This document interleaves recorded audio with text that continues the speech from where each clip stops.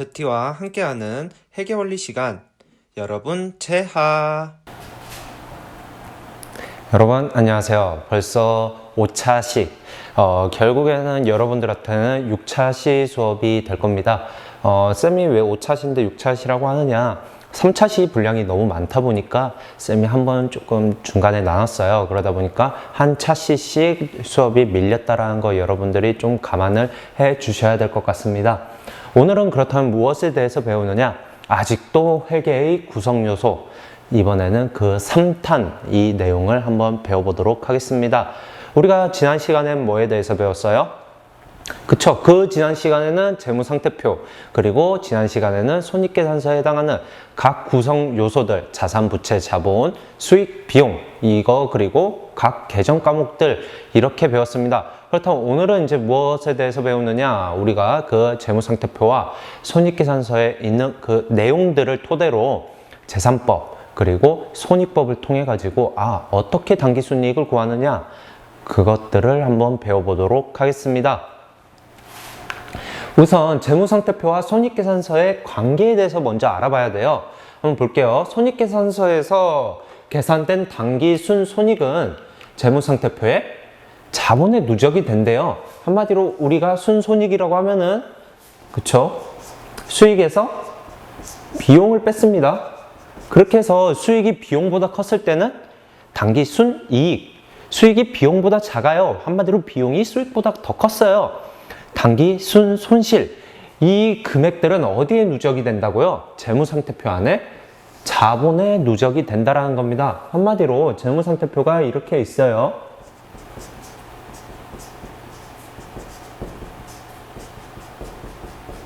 그렇다면은 차변에 뭐가 나왔습니까? 자산, 그리고 대변에 부채와 자본, 이 두 가지가 나왔어요. 이 자본에 뭐가 추가가 된다고요? 당기순손실이, 순손익이 추가가 된다고요. 이렇게 계산이 된다는 것을 여러분들이 알 수가 있겠습니다. 한마디로 손익계산서의 당기순손익은 재무상태표 자본의 당기순손익과 같다, 이렇게 여러분들이 연관을 지으면 되겠네요. 한번 즉 손익계산서에서 계산된 당기순손익이 누적되어 기말의 재무상태표가 작성이 된다는 것은 결국엔 뭐냐면요, 우리가 재무상태표는 일정 시점에 재무상태를 나타내는 거라고 했어요. 그러니까 기말이라고 하면은 회계연도의 끝날이죠. 기본적으로 우리는 12월 31일로 많이 잡게 됩니다. 이날 완성된 재무상태표 안에 이제 포함이 된다. 한마디로 기초 1월 1일 날 있었던 재무상태표에서 기말 12월 31일 날 재무상태표를 비교했더니 여기에서 자본의 변동을 보면은 당기순손익의 변동도 알 수 있다라는 것을 이야기하고 있는 겁니다. 여러분들 좀 이해가 되었나요? 우선 재산법에 대해서 한번 보도록 하겠습니다. 재산법이라고 하는 것은 뭐냐면요, 재무상태표에 있는 이 자본을 토대로 당기순이익 또는 당기순손실을 구해보는 공식이다 라는 겁니다. 회계연도 초에 기초자본과 회계연도 말에 기말자본, 한마디로 회계연도 초라고 하면은 1월 1일이죠. 1월 1일에 자본과 그 다음에 연도 말이면은 12월 31일에 이 자본을 비교해가지고 우리가 무엇을 구할 수 있다라는 거예요? 당기순손익을 구할 수 있다라는 거고요. 기초자본보다 기말자본이 증가가 되었다라는 것은 한마디로 자본이 증가가 되었네요. 1월 1일하고 12월 31일을 비교했더니만 자본이 증가가 되었어요. 이럴 때는 이익이 발생했다라고 이야기를 하게 되고요. 만약 자본이 기말에 있는 자본이 기초에 있던 자본보다 감소가 되었어요. 더 금액이 작아졌어요. 이럴 때는 손실이 발생되었다고 이야기를 할 수 있는 겁니다. 여기서 잠깐 한번 보도록 할게요. 재산법의 기본 공식은 무엇이냐? 기말자본에서 기초자본을 빼는 겁니다. 한마디로 우리가 연말에 있는 자본을 통해 가지고 연초에 있던 자본을 빼주면은 그 나온 금액들이 뭐가 된다는 거예요? 당기순손익이 된다라는 겁니다. 여기서 기말자본이 기초자본보다 금액이 높다라는 것은 회계 기간 중에 이익이 발생했다라는 거죠. 1년 동안 뭔가 금액이 올랐으니까 당연히 나의 자본이면은 이익이 높아졌다라고 이해가 되겠네요.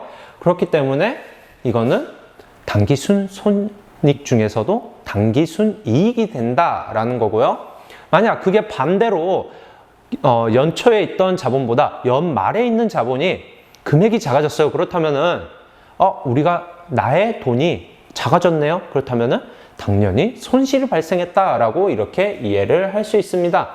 그렇기 때문에 기초자본이 기말자본보다 크다라는 것은 당기순 손실, 기초자본보다 기말자본이 커졌다라는 것은 당기순 이익이 발생했다라고 이렇게 여러분들이 이해를 해주시면 되겠습니다. 네, 다음으로 이제 손익법에 대해서 한번 배워볼게요. 손익법이라는 건 뭐예요? 딱 손실과 이익. 그렇다면은 수익과 비용을 통해 가지고 우리가 뭔가 알아보는 공식 같아요.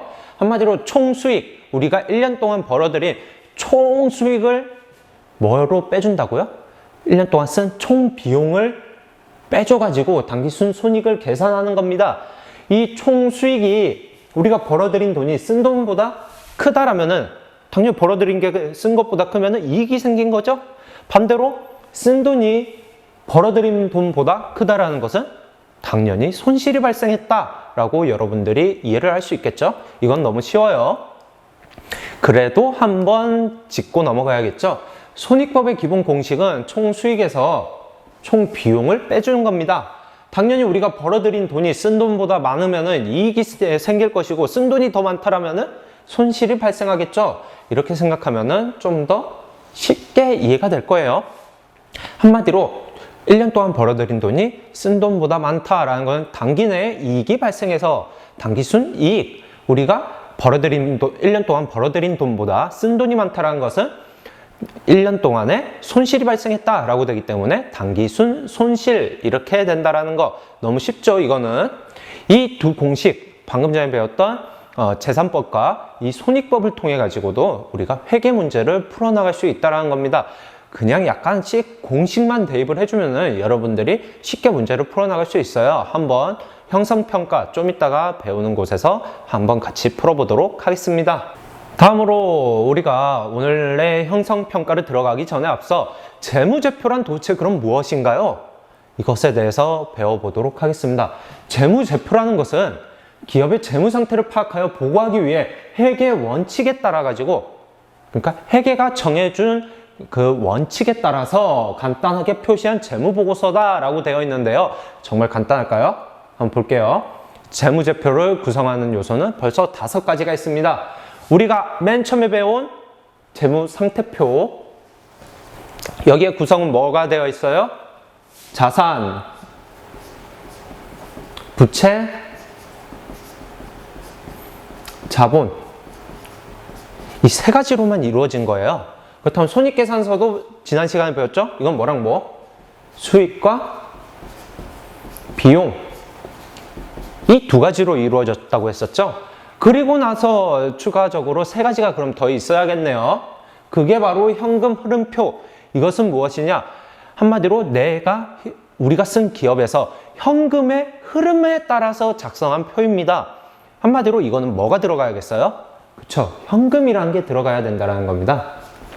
우리가 현금이 나갔느냐 들어왔느냐 이런 흐름에 따라서 작성한 표기 때문에 여기에서는 현금이 나와야 되고요. 흐름이라는 것은 움직임이 있다라는 거겠죠.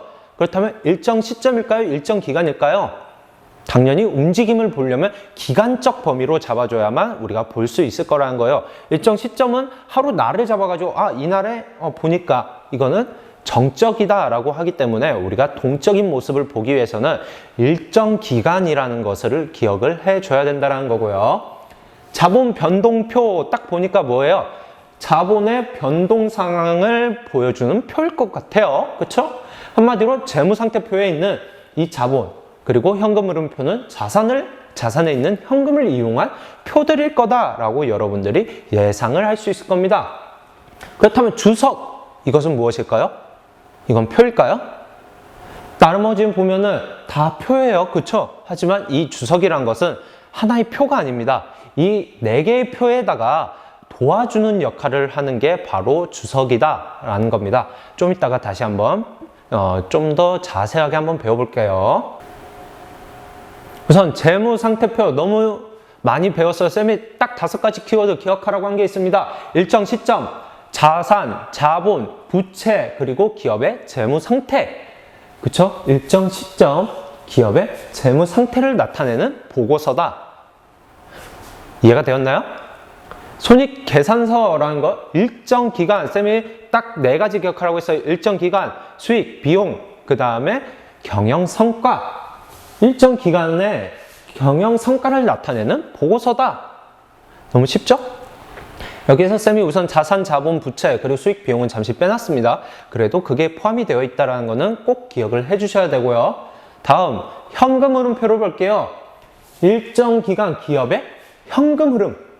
한마디로 현금의 흐름을 보여주는 표예요. 이거는 다른 게 아니라 현금의 흐름만 보여준다라는 거 여러분들이 꼭 기억을 해주셔야 되고요. 4번째, 자본 변동. 이거는 일정 기간이네요. 이것 또한. 왜냐? 이것도 변동, 변화의 움직임, 움직일 동자를 사용하네요. 움직임을 보여줘야 되니까 기간적 범위를 잡아야 된다는 겁니다. 일정 기간 기업의 자본의 변동에 관한 정보를 나타내는 보고서다라는 거. 마지막 주석. 이 위에 4가지 재무제표, 이 재무상태표, 손익계산서, 현금흐름표, 자본변동표, 이 4가지 표를 도와서 보고서의 밑에, 그러니까 보고서가 이렇게 작성이 돼요. 그렇다면 이 밑에 또는 따로 별지를 만들어서요, 이렇게 내용을 보충 설명해 주는 거, 한마디로 개정 과목 안에 포함이 되지 못했지만 좀 중요한 내용이다 라고 하는 것들을 써주는 게 주석이다 라는 겁니다. 여기 표들을 보면은 이 중에서 딱 하나만 일정 시점이죠. 재무상태표. 왜냐?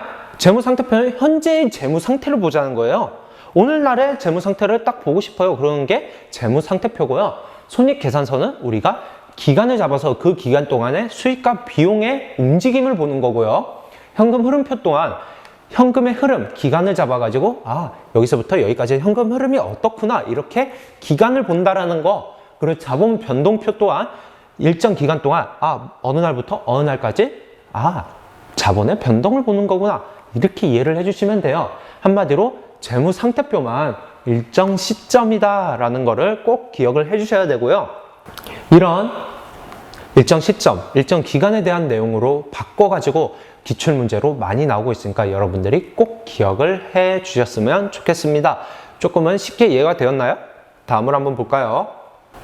4가지 보고서는 결국엔 주석은 그 4가지를 도와주는 역할을 하고 있다는 거고요. 주석은 보고서가 아니다라는 거 꼭 기억을 해 주시고, 그리고 이 4가지 보고서 중에서도 재무상태표만 일정 시점이라는 거 꼭 기억을 해 주셔야 되겠습니다. 다음으로 넘어가겠습니다. 네, 오늘 수업은 너무 간단하게 마무리가 되었나요? 여러분들 간단하다고 생각을 할 수 있겠지만 지난 시간에는 너무 많은 내용을 배웠다라고 생각을 하고 이번 시간 같은 경우에는 너무 간단한데? 라고 생각을 하겠지만 이번 시간에 배웠던 내용들은 좀 더 응용이 돼서 많이 기출문제로 나오고 있습니다. 그러다 보니까 오늘 또한 문제를 한 번쯤은 풀어보고 가야겠죠? 한번 보도록 할게요. 1번 문제, 다음 중 일반 회계 기억 기준에서 정하고 있는 재무제표가 아닌 것은? 재무제표 5가지가 있었네요. 뭐가 있었어요? 재무상태표,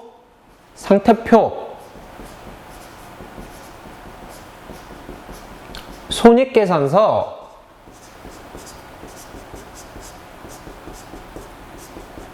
현금 흐름표,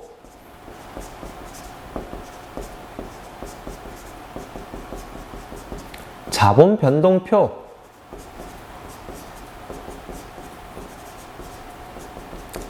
그리고 마지막으로 주석.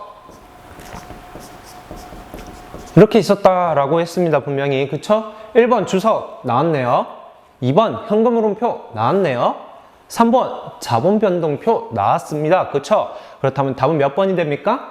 그쵸? 4번 합계잔액 시산표라는 것이 나오게 됩니다. 이 합계잔액 시산표라는 것은 우리가 회계의 순환 과정이라는 것을 다다음 시간쯤에 배우게 될 텐데요.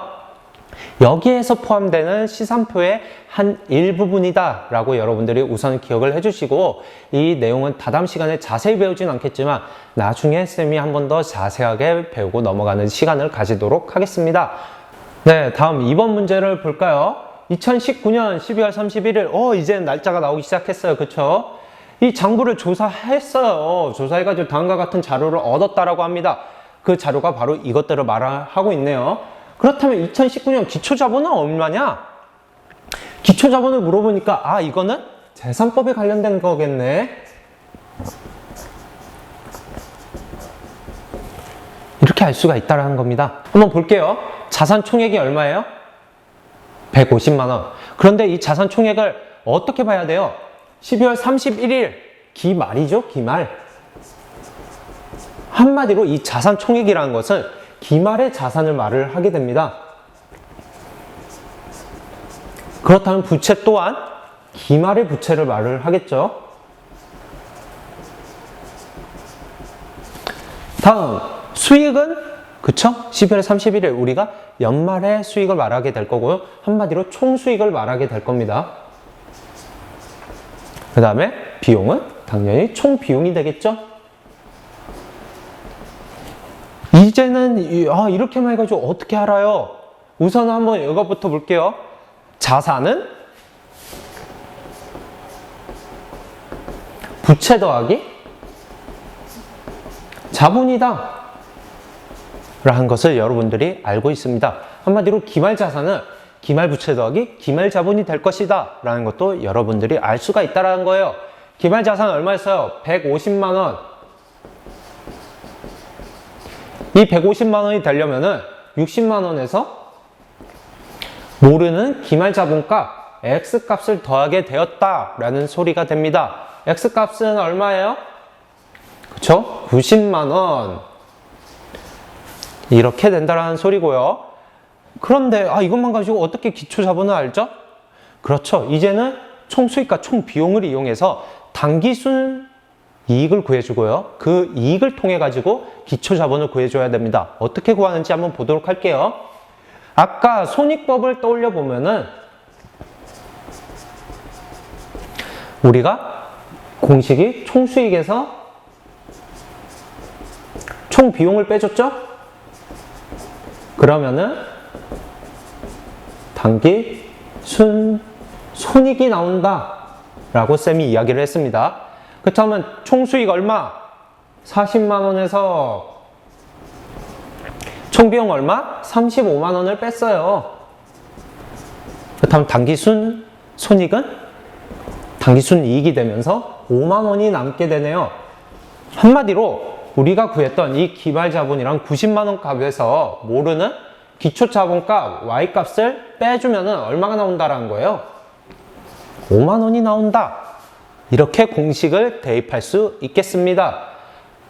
너무 쉽죠? 이렇게만 대입을 해가지고 응용을 하면 여러분들도 풀 수 있다는 거예요. 그렇다면 답은 몇 번이 됩니까? 3번이 이렇게 된다라는 것을 여러분들도 쉽게 이해를 할 수 있다라는 겁니다. 네, 다음 3번 문제를 볼게요. 다음 자료를 이용하여 당기순이익을 구하면 얼마인가요? 라고 되어 있습니다. 매출액, 매출원가, 직원급여, 이자, 비용, 접대비 이렇게 나와 있네요. 여러분들 이걸 어떻게 구하지? 우선은 계정 과목을 파악을 해줘야 되죠. 매출액이라고 하면은 우리가 매출한 거죠. 판매를 한 거예요. 그렇다면은 나에게 이익을 가져다 줬네요. 한마디로 이거는 총수익이 될 겁니다. 우선은 여기에서 다른 수익이 없기 때문에 총수익이라고 쌤이 일컫는 거예요. 다음 매출, 우선 그냥 수익이라고만 보도록 할게요. 매출 원가. 우리가 매출함에 있어가지고 드렸던 그 상품에 대한 원가가 얼마냐? 그쵸? 이거는 우리가 드린 비용이네요. 비용이 됩니다. 직원급여. 우린 기업 입장이라고 했어요. 직원에게 급여를 주는 거니까 비용, 돈을 쓰게 되었네요. 다음 이자 비용. 이자에 대해서 우리가 비용을 썼네요. 그러니까 비용. 접대비 뭐라고 했어요? 거래처 직원에게 우리가 회식 또는 경조사비로 제공하는 비용이라고 했죠? 그렇다면 우리가 수익은 저거 하나밖에 없으니까 저거 자체가 총수익이 될 거고 나머지 비용들 더한 값을 저 수익에서 빼주면은 뭐가 구해져요? 단기 손익이 될 수 있다는 겁니다. 총수익 1000만 원에서 500만 원을 빼면은 우리가 500만 원이 남을 거고요. 그 500만 원에서 이 비용 150만 원을 빼면은 350만 원이 남습니다. 그쵸? 그리고 이자 비용, 이것도 비용이니까 빼줘야 되죠? 빼주면은 340만 원이 될 거고요. 여기서 접대비라는 20만 원을 또 추가적으로 빼주니까 320만 원이 최종적으로 남는 우리의 단기 순이익이 된다라는 겁니다. 그렇다면 답은 4번이 되겠네요. 네, 다음 4번 문제. 와, 여러분들, 그쵸? 근데 이 표만 보고서 와 할 필요가 없어요. 너무 쉬워요. 이게 더 쉽습니다. 그냥 그대로 대입만 하면 돼요. 1기라는 것을 정기라고 생각을 할게요. 한마디로 전의 회계연도 2기를 단기라고 생각을 해보겠습니다. 그렇다면은 한번 구해보도록 할게요. 우리가 다른 건 다 몰라도 순이익 10,000원이라는 걸 1기에서 알 수가 있습니다. 그렇다면 총수익에서 총 비용을 빼면은 이 순이익이 나오니까 얼마예요? 총 비용은 3만 원이 된다는 것을 여러분들이 쉽게 알 수가 있고요. 또는 기말자본금에서 기초자본금을 빼면은 또 순이익이 나온다고 했죠. 그렇다면 이 모르는 값에서 2만 원을 뺐더니 만 원이 나왔대요. 기말자본금 또한 3만 원이 된다라는 것을 여러분들이 알 수가 있습니다. 이렇게 대입만 하면 너무 쉽죠?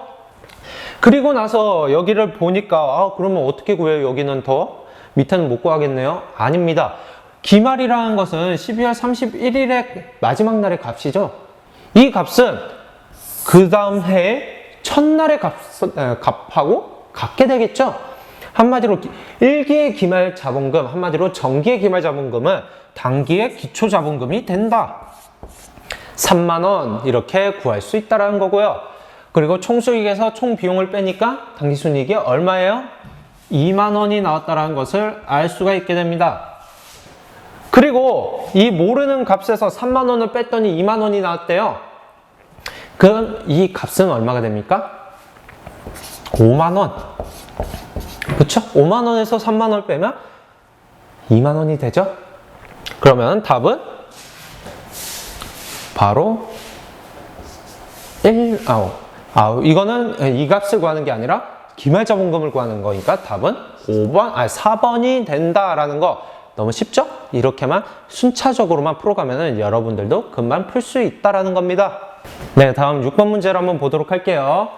다음 자료로 기말자본을 계산한 값은 얼마인가요? 이렇게 물어보고 있습니다. 2019년 1월 1일이라고 나와 있는 거, 1월 1일이라는 건 뭐라고 했어요? 기초라고 했죠? 이제 1월 1일이면은 그냥 회계 문제에서 기초다라는 것을 여러분들이 인식을 하고 있어야 돼요. 현금이 얼마래요? 600만 원. 그거를 출자를 했대요. 출자라는 말은 뭐냐? 자본금이 증가를 했다라는 겁니다. 그렇다면은 이 말은 자본 또한 증가가 되었다라고 이해를 할 수가 있겠습니다.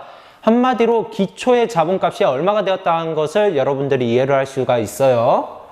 600만 원이 되었다라는 것을 알 수가 있겠네요. 이렇게 발생한 600만 원의 값을 두고 난 다음에 보니까 기말자본 값이 있어요? 없어요. 왜냐면은 우리가 구하는 게 기말자본 값을 구하래요. 그리고 나서 있는 값들을 보니까 총 수익이 얼마? 500만 원. 총 비용이 얼마? 350만 원. 이 두 가지를 통하면은 우리가 손익법 이거를 통해 가지고 총 수익에서 총 비용을 뺀 값이 단기순이익이 나온다라는 것을 이제 여러분들이 알 수가 있겠네요. 그렇다면 얼마가 단기순이익으로 나옵니까? 150만 원이 값으로 나온다라는 것을 여러분들이 알 수가 있습니다. 그렇다면 이 150만 원 값을 우리가 기초자본값하고 모르는 기말자본값으로 또 구할 수가 있다라는 계산법을 알고가 있죠. 계산법을 통하면 모르는 기말자본 X값에서 우리가 알고 있는 기초자본 얼마? 600만 원을 뺐더니 뭐가 나온다라는 거예요? 단기순이익 150만 원이 나온다 라는 거죠. 그렇다면 X값은 얼마가 될까요? 이 600에서 그냥 150 더하면 X값이니까 750만 원. 이 답은 바로 4번이 된다라는 거 여러분들도 쉽게 이해를 할 수 있겠죠. 다음 7번 문제를 보도록 하겠습니다. 개인기업인 세무상점의 다음 자료에 의해 기말 자산을 계산한 값은, 이번에는 기말 자본도 아니고 기초자본도 아니고 수익도 아니고 비용도 아닌 기말 자산을 구해보래요. 여러분들 이거는 배우지도 않았는데 어떻게 구하나요? 아닙니다. 여러분들 재산법과 손익법만 알고 있다라면 여러분들이 쉽게 구할 수가 있습니다. 기초자본금 얼마래요? 50만원. 기말부채가 얼마래요? 20만원. 총 수익이 얼마? 100만원. 총 비용은 50만원. 우선 우리가 구할 수 있는 값은 뭐부터 구할 수가 있습니까? 총 수익에서 총 비용을 뺀 당기 순이익값부터 알 수가 있겠네요. 얼마가 나옵니까? 50만원이라는 당기 순이익이 나온다 라는 것을 여러분들이 알 수가 있습니다. 이제 이 값에서 기초자본금을 대입을 시키면은 기말자본금을 알 수가 있겠네요. 그쵸? 모르는 기말자본금 X값에서 기초자본금 50만원을 뺐더니 당기순이익 얼마? 50만원이 나오네요. 그렇다면 X값은 얼마가 됩니까? 그쵸? 100만원이라는 값이 되겠죠? 그렇게 우리가 기말자본값을 구했어요. 그럼 이제 여기서 어떻게 해야 되나요? 맞아요. 우리가 재무상태표의 등식 기억나요? 자산에서 자산은 부채 더하기 자본이다. 우리 아까 문제에서도 나왔죠? 기말부채 얼마예요? 20만원. 기말자본 100만원.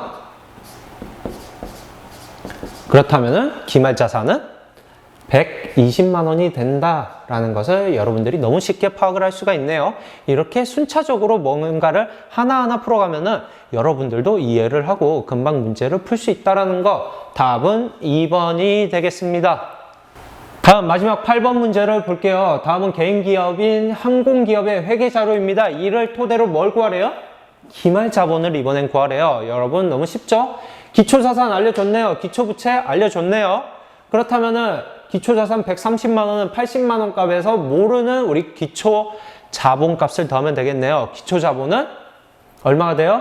50만원이 되겠네요. 이게 바로 기초자본이 됩니다. 그리고 나서 당기 수익 총액하고 당기 비용 총액이 나왔네요. 이 두 개를 빼주면은 뭐가 나옵니까? 당기 순이익이 나오죠. 한마디로 당기 순이익은 60만원. 이렇게 구한 값으로 이제 나머지 기말 자본값을 구하면 되는데 한번 보도록 할게요. 모르는 X값인 기말 자본에서 우리가 기초 자본 50만원을 뺐더니 얼마가 당기 순이익이 생겼다라는 거예요. 60만원의 당기 순이익이 생겼다라는 겁니다. 우선 출자와 인출 같은 경우에 아까도 이야기를 했다시피 출자 같은 경우에는 우리가 자본을 추가적으로 넣은 거고요. 한마디로 우리 자본금이 늘어났어요. 그렇다면 당기순이익에서 추가적으로 증가가 될 겁니다. 인출이라는 것은 빼간 돈이에요. 그렇다면 어떻게 돼요? 자본에서 빼갔으니까 마이너스가 된다는 겁니다. 여기서 20만원을 당기순이익에서 빼주면은 우리가 이제 값을 구할 수 있다는 겁니다. 이 값을 구하니까 110만원에서 20만원을 빼니까 당기순이익의 최종값은 90만원이 되게 되고요. 그리고 나서 X값을 몰라요. 어떻게 구하면 돼요? 그냥 50만원만 이동을 시켜가지고 더해주면은 140만원. 그쵸? 답은 3번이 될 겁니다. 너무 쉽죠? 네, 여러분 오늘도 이렇게 회계를 좀 배워봤고요. 오늘 같은 경우에는 우리가 지난 시간에 배웠던 재무상태표와 손익계산서의 내용 등을 가지고 이제 재산법 그리고 손익법으로 이용을 해서 응용하는 문제까지 풀어봤습니다. 여러분 갑자기 응용까지 하게 되니까 머리가 막 너무 복잡하고 힘들어지죠? 하지만 여러분들 이거는 아직 회계의 기초에 불과합니다. 여러분들 회계는 아직 다양하고 무궁무진한 많은 이론을 포함하고 있어요. 여러분들 조금만 더 힘내서 배우고 그리고 우리가 오프라인 계약을 하면은 그때 만나서 모르는 점을 쌤한테 물어볼 수 있도록 하겠습니다. 여러분 오늘도 고생했습니다.